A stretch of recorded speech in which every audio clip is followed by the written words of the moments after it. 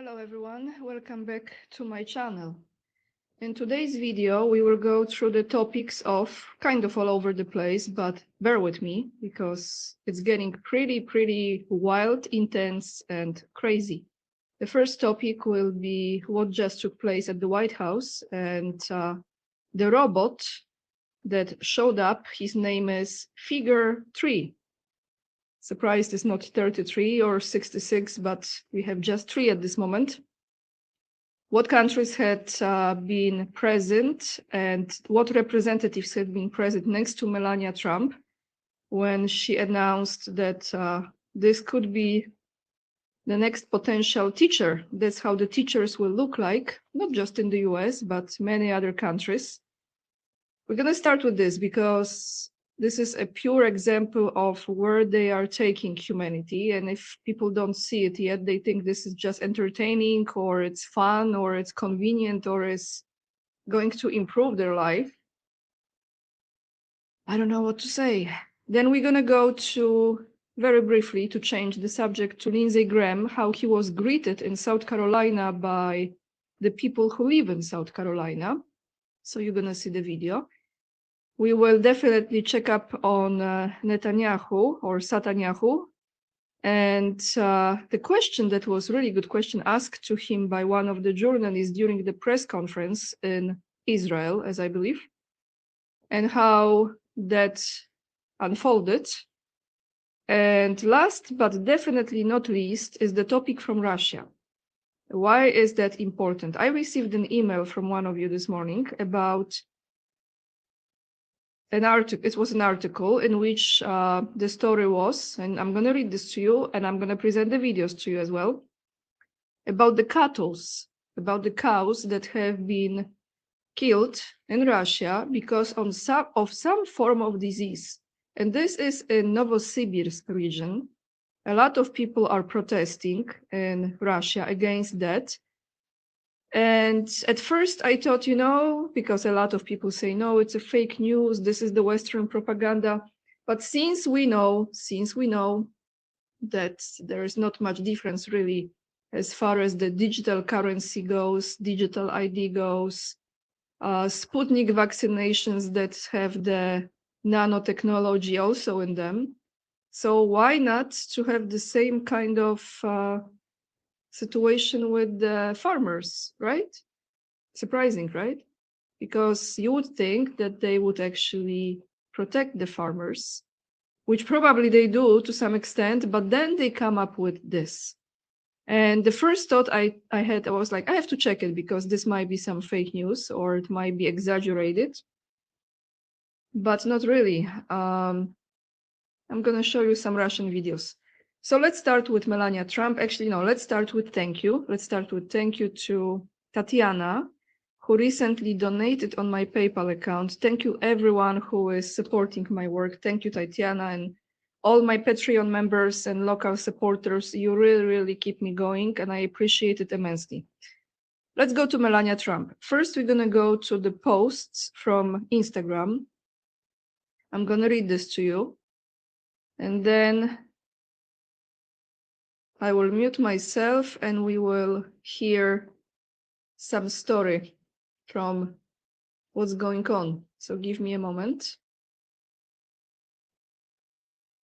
So Melania Trump, humanoid robots can replace teachers. What did she say? Let's take a listen. Give me a moment.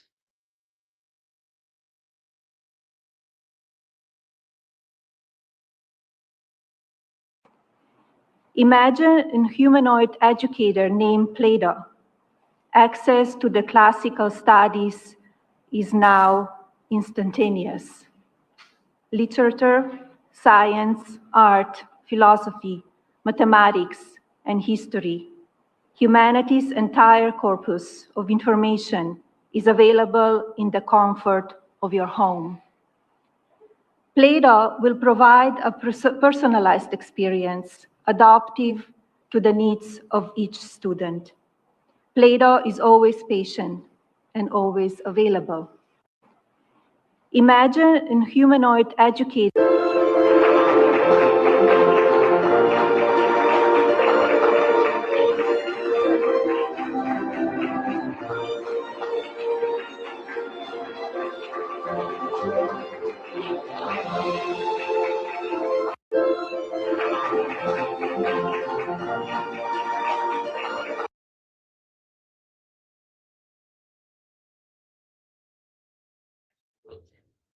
We will go back to the video from the White House because I want to play a part for you that is also very important. During her presentation, and we will go back to that presentation as well, because there is a moment, this was not fully played, when she actually allowed that robot, figure 3, to go ahead of her. So go ahead of her. How I'm reading this? This is very symbolic to me because this figure 3 is taking the lead. Don't you think it should be her first? First lady? No. The robot was actually walking ahead of her and stopping at the front of the table with other guests. So she also said, and I'm not going to play this part, but I will quote from her speech, that situation with those robots, for example, becoming a teacher, will create a more rounded lifestyle for children, and therefore the children will be more complete person. I paraphrased. So now let's go to the video. Let's go to the video because we have to go through a few things. First and foremost, let's look at this table. And I'm going to go back to this 629. Okay, I have to remember this. Well, actually, let me play you this moment in which this robot is allowed ahead of her. Here she is. Okay, let's take a moment and look at it. So she stops in a second. And then who goes first? Who takes the lead? Is figure number 3, and it goes all the way around the table and stops at the front.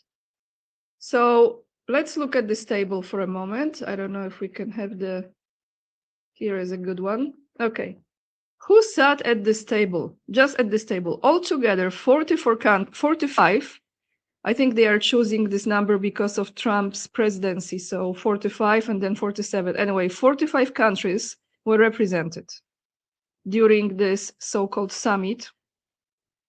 And who sat at the table? And I'm not going to go in an order of how they sit, but who I actually have here. We have the dude from France, you know who, husband or wife. Well, wife not really, but husband or father. Okay, husband or father. That's another question of the president of France. So we have Brigitte Macron. Next to her, actually, is the First Lady of Poland, everyone, Marta Nawrocka.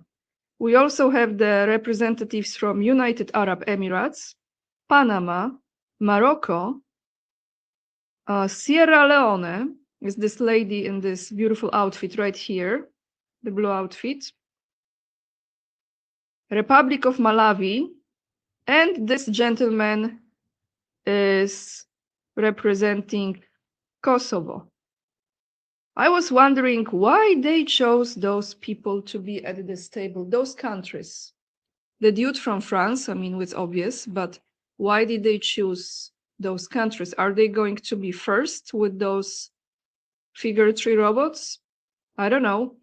But now let me take you to the speech, because here is important part as well. Who is engaged in this process? Let me find it. It's right here. Okay, I will mute myself now, so just bear with me, guys, and let's take a listen to what companies she is mentioning.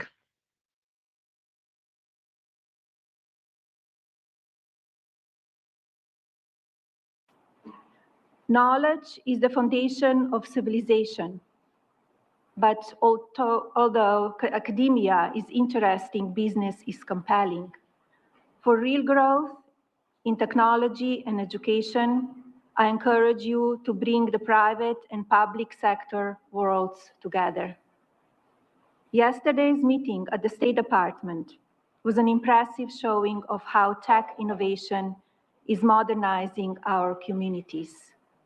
It's powerful to be part of our future in the making, particularly with best-in-class companies like Meta, Microsoft, OpenAI, X, Palantir, Google, Zoom, and Adobe. Each serves as a catalyst for discovery.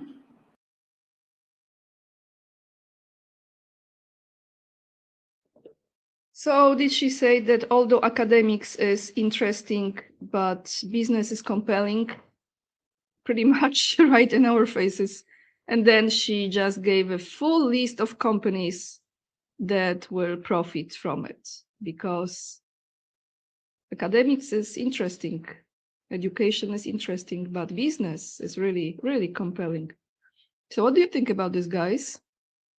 What do you think about it? Isn't it right in our faces? Now let's go to another demon. This one is in the United States.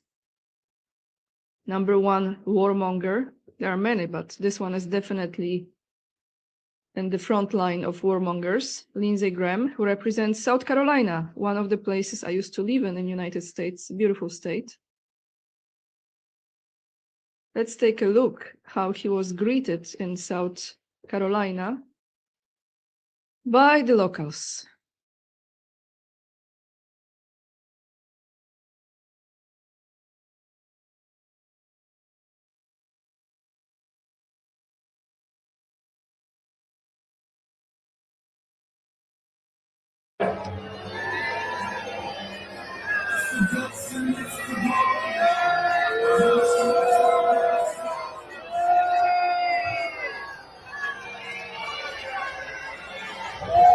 Welcome to Ticket.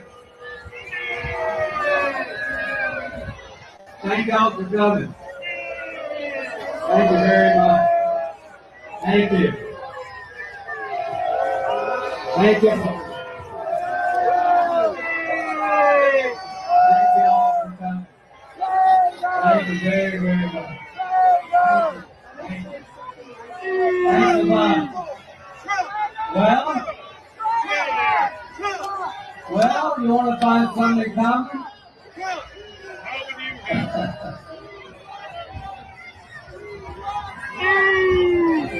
All right. Thank y'all. Thank you all very much. Welcome to Pickens County. A little bit about this county. Just calm down for a second. I think you'll like this. Pickens County has more Medal of Honor winners per capita than any place in the nation. I was born in this county. I live 15 miles down the road. This is a place where people pay the taxes.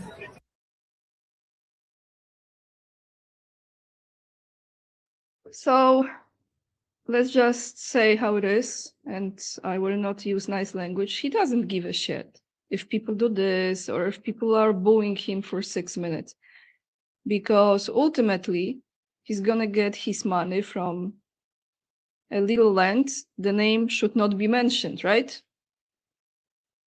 So maybe he has a temporary, very short-lived discomfort, which I don't think he does, because he lives in his own demonic world. This is definitely demon-possessed person, without a question. Even outside, it might look like a human, but for sure, the soul is not there, okay? So now let's go to another demon. That's pretty obvious. Shape-shifting, clone, I don't know how many doubles or enter the spirit in the flesh.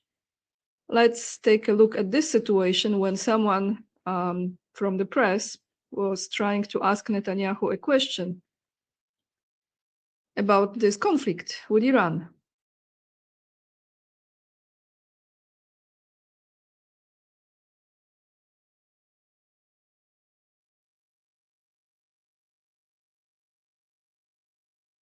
Say. Next question from Richard Engel from NBC News. Good to see you again.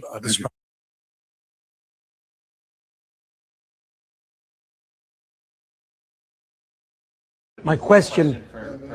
Go ahead. You don't have a lot of time. Why don't? This is war and peace here. The handlers, they took the microphone away from me, and I was like, well, I'm not done yet. We only had a tiny bit of notification. We had to get there, and we had to come now. We go there and go through the security, and I was told that I would get a question, so they sat me in the front row.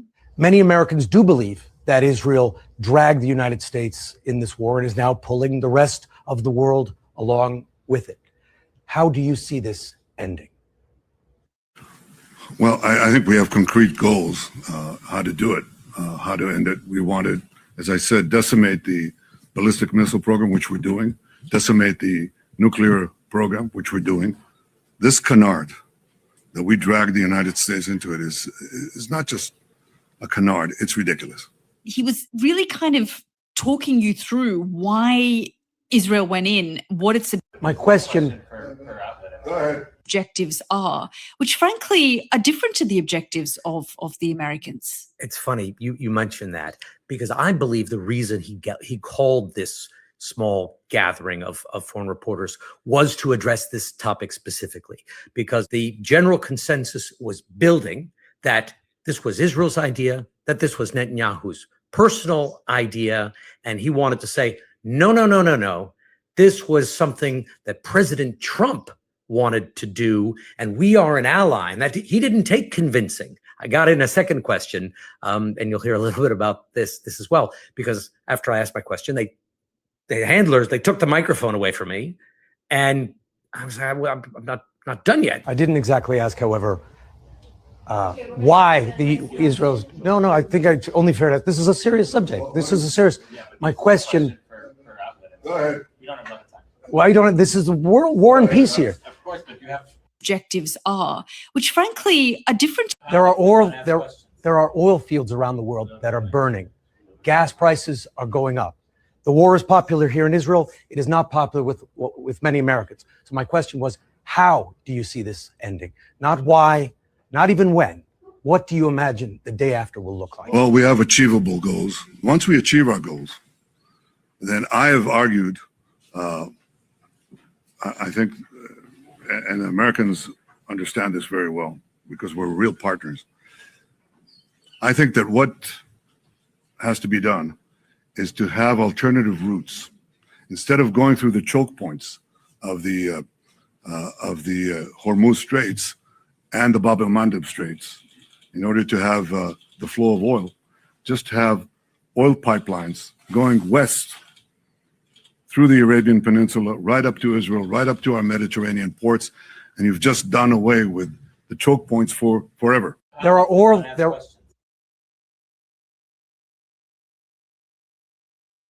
So on that note, we have achievable goals. I want to take you to another region that Israel is aiming at, and that is Lebanon. So let's take a listen to this video, because things are getting spicier and spicier.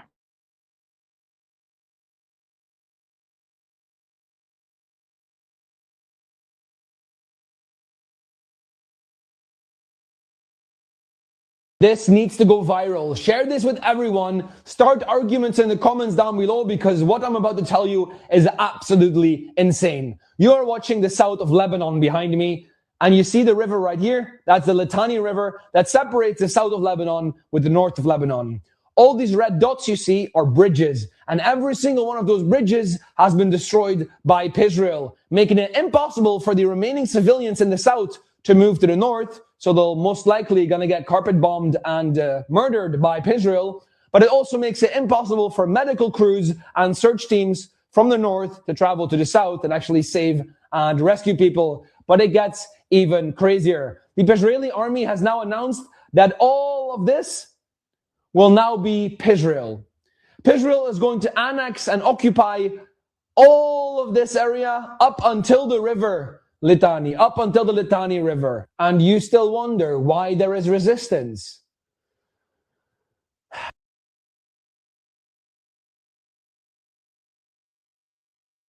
Since we are on the topic, well, clearly Greater Israel Project, right? Since we are on the topic of the medical situation, I want to take you now to a video from Cuba. Cuba is suffering immensely. Here you're gonna see an image from one of the hospitals with newborn babies because of lack of electricity and energy, right? What the doctors are doing, they are actually pumping this, I think, oxygen or the life support for those newborns in incubators by hand. So they have to be present by those incubators because there is no electricity. Horrific. Let's take a look.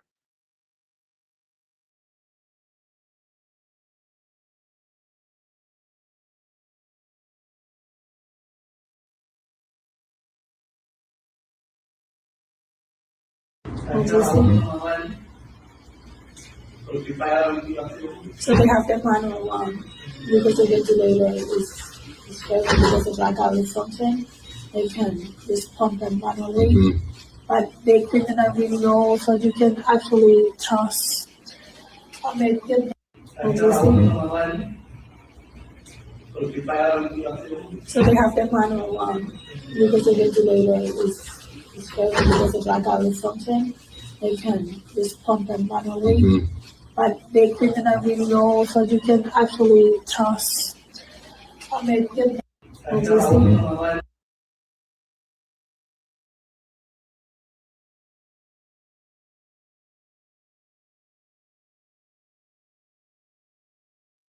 So like that post said, they are manually operating those incubators, otherwise those children will not survive. So it's like Gaza 2.0, just in a different way, executed in a different way, pretty much, without missiles and bombs and stuff. You can kill in many ways, right? So now, as far as killing goes, this time killing cows. Let's go to Russia. Let's go to this article that I have received this morning in my email box.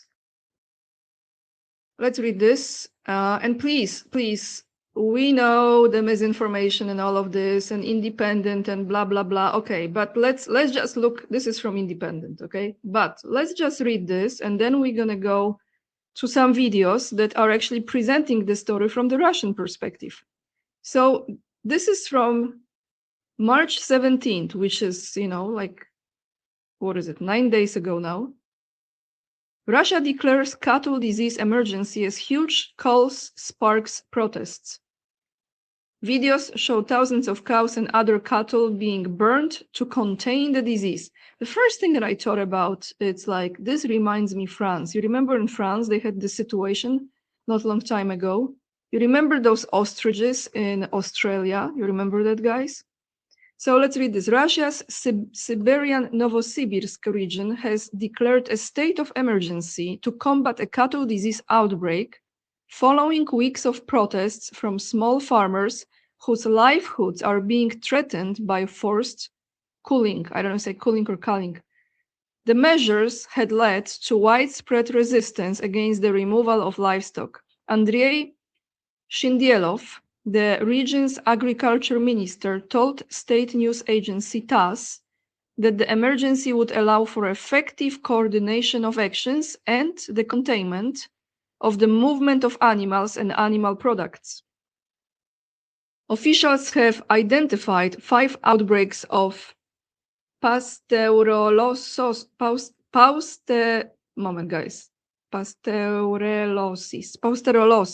a severe bacterial pneumonia, and 42 cases of rabies in the area where farm animals are being removed. Media reports that and social media posts show thousands of cows and other cattle being burned to contain the diseases. Villagers have been confronting police and officials, you're going to see it in a moment, in an attempt to resist the seizure of their animals. In one video, Svetlana Panina, a local farmer from the village of Novokluchi, chases Shindielov through the corridors of a local administration building, saying she would soon not be able to eat or pay her bills. So now, let's go to those videos. I'm gonna play one for you. This is actually translated from Russian and by AI into English. Then we're gonna read the comments from the Russian viewers. So let's take a look at this video.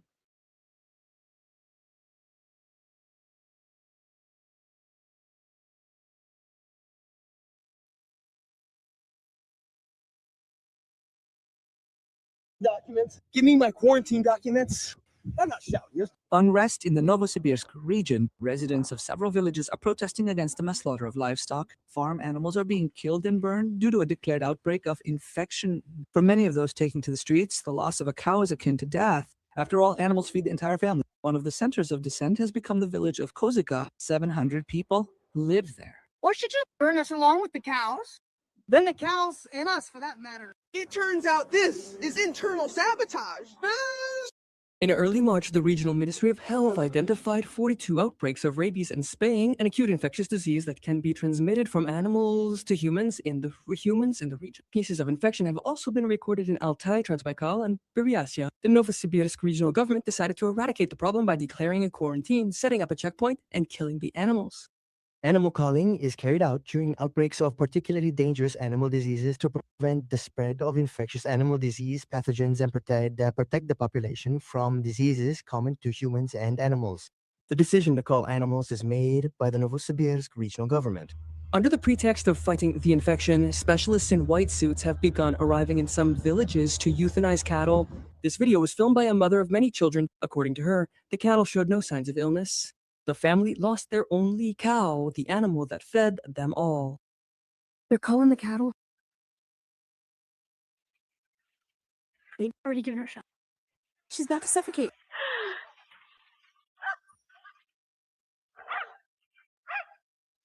I fell.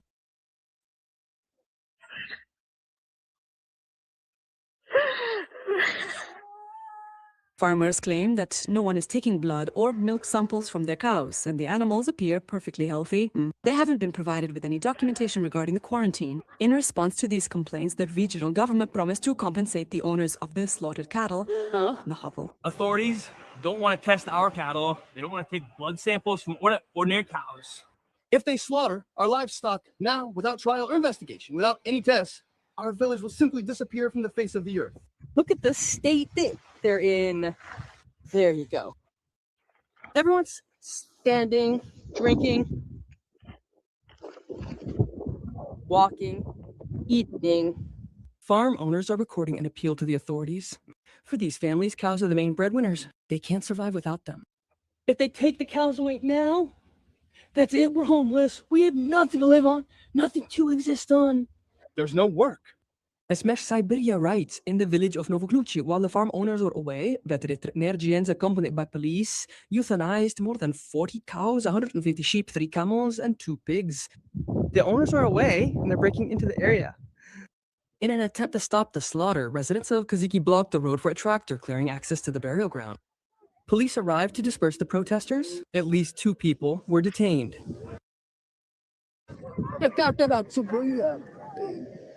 Investigative committee responded to residents' discontent. The agency launched an investigation into the actions of the Novosibirsk Ministry of Agriculture. Maria Alexandrova, that's it.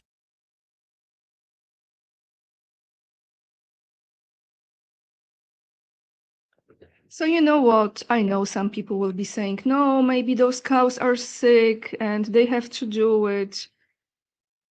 And this is just fake news. You know what? After what I have been researching for the last at least half a year at this point, I don't see any difference whatsoever, even though on the surface it might look like, between Russia and the globalist project. Absolutely none. Robots, digital ID, digital currency, nanotechnology in Sputnik vaccinations, lockdowns during COVID, no internet now. You cannot speak really, you cannot speak negatively about things. You can't, and let's be honest, you really can't, okay? Plus Chabad Lubavitch headquarters in Kremlin, right next to Putin, Crypto Jew, and Medvedev as well. And if you think they are not, do your own research, guys. So now let's read the comments. Let's read the comments from the Russian viewers. And I'm at this stage when I really don't care if you are like still in cognitive dissonance that the leaders are like for humanity. We're gonna translate it. There is not a single report on TV, not a single channel. It is the government that is sick, not a brute. It is impossible to watch. What a pain. Don't give up, people. Don't give your animals to slaughter. The beginning of the Holodomor. Very interesting comment. As long as the people ask and don't demand, it will only get worse. Yeah. Research Holodomor if you don't know what it was. This is sabotage against the people. These are no longer just thieves and corrupt officials, they are murderers. Those who kill cattle, let them be cursed. So you can read all those comments here. Almost 4,000, 3,678. I will attach the link down below in the description box. Here we go, everyone. What is the difference between France, Canada with ostriches? Well, that was a different reasoning there, right? You remember that those ostriches, because they actually found that farm, they found the remedy for the Schmovit-like viruses, right? The ostrich eggs, they have some enormous benefits to protect, I think. Something to do with immune system, I guess. No more ostriches. Many cows in France, the same story. So what's the difference, really? The same script. World Economic Forum, young leaders, like many, many people. That's all I have for you today, everyone. Thank you so much for watching. And if you don't agree with me, that's absolutely fine. I already formed my opinion, and I exactly see things as I believe they are, and the only trust in God, for real. If you appreciate the content still, hit the thumbs up and subscribe to my channel if you feel like it's free of charge, and I appreciate it. Leave the comments down below. And if you choose to support my work in a different way, besides that, you can also donate on PayPal, join my Patreon, where I post exclusive videos as well as on locals. Those are for my supporters there. And you can order my books for children. The link is down below the video. And if you have Instagram, follow me there as well. The link will be attached down below in the description box, as every other article or video that I played for you today. Lots of love. And remember, we are the leading edge and we are saving humanity. Trying not to be replaced by figure number 3, 4, 5, 6, 7, 8, 9, 10, 11. Lots of love, everyone. See you in the next video.